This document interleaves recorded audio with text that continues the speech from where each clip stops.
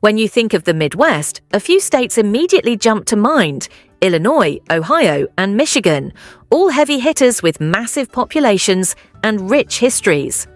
But then there's Indiana, quietly nestled among these giants, often overshadowed by its louder neighbors. It sits comfortably in the Great Lakes region, but has never quite reached the same heights. Why? What's holding Indiana back from standing shoulder to shoulder with the rest? The story of Indiana is one of missed opportunities, of geography that is almost, but not quite, perfect, and of a state that never saw the kinds of population booms that turned its neighbors into economic juggernauts. So let's explore why Indiana seems increasingly backward in so many ways, when it really, on paper, ought to share much in common with the rest of the Great Lakes states. Before we get cozy over why Indiana didn't grow as fast as its neighbors, let's look at the very beginning. Long before it was a state, several indigenous tribes called the area now known as Indiana home, including the Miami, Shawnee, and Delaware. These were robust cultures with villages dotted across the Wabash River Valley. In fact, Indiana takes its name from this native heritage. When the Northwest Territory was first divided in the early 1800s, the western portion of the land was called Indian Land, signifying Native American heritage. The first Europeans to contact these tribes were the French in their 1670s expeditions, and they established trading posts and alliances among the three tribes, especially in terms of the fur trade. For a time, the territory was part of New France, but this would surely be short-lived. By 1763, the French and Indian War was at an end, and the land was turned over to the British, who didn't hang on to it all that long either.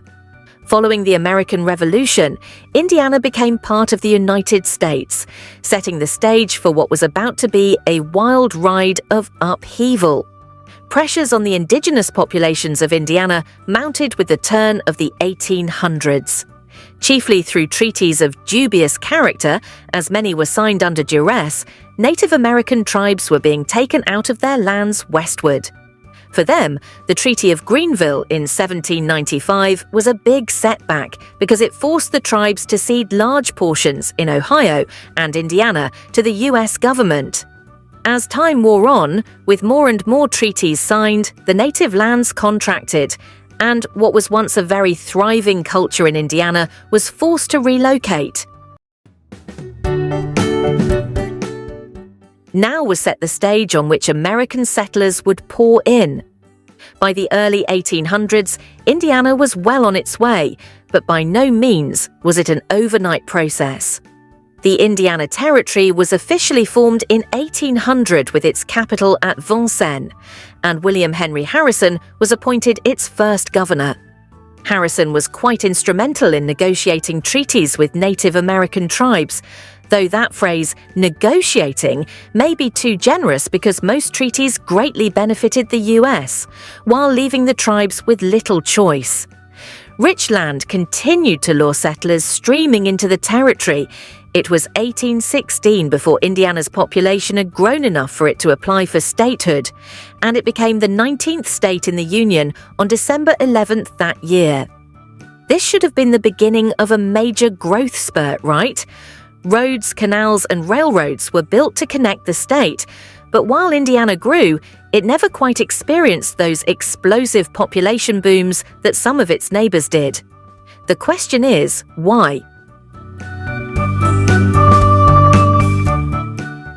Now, Indiana's geography is a bit of a mixed bag, and that's part of the problem.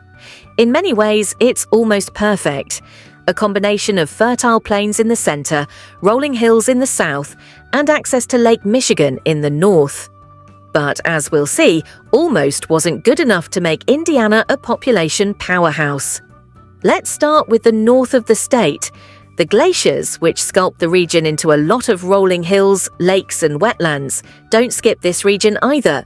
Sure enough, it's a pretty good place for agriculture, and Gary built up around it near Lake Michigan. But in contrast to Michigan's huge Great Lakes shoreline, Indiana's access to Lake Michigan is limited, and those lakes and rivers of Michigan gave it an enormous economic advantage due to trade and transportation going through. It had some of those in Indiana, but not enough to make a major impact. Moving to the central part, we find a different part, till plains, flat, fertile land, perfect for farming. That region became Indiana's agricultural heartland, and even today, corn and soybeans mark the landscape. But although agriculture was important, it brought less growth than industry and transportation did for neighboring states. Ohio had its farmlands by that same example, but also had access to the Appalachian foothills and a varied landscape that offered more economic opportunities.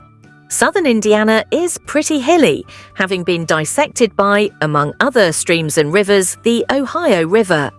The Wabash River Valley was especially good for farming produce.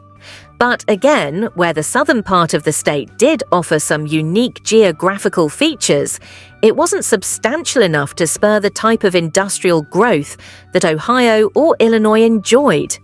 In short, Indiana has a little bit of everything, but its geography never gave it the upper hand.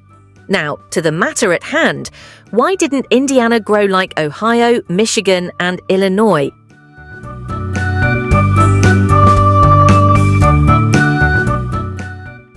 To do that, we have to consider what those states had that Indiana did not.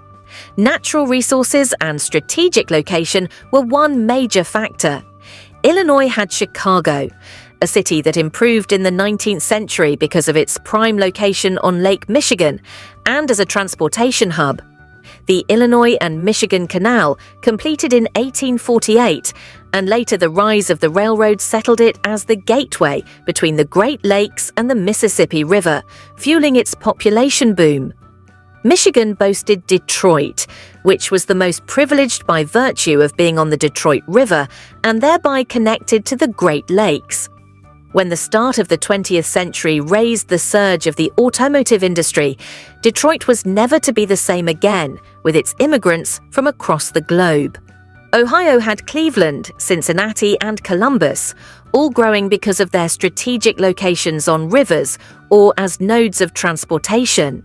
These cities became the great industrial corridors of the nation, realizing an influx of immigrants and workers in waves. Indiana had no Chicago or Detroit.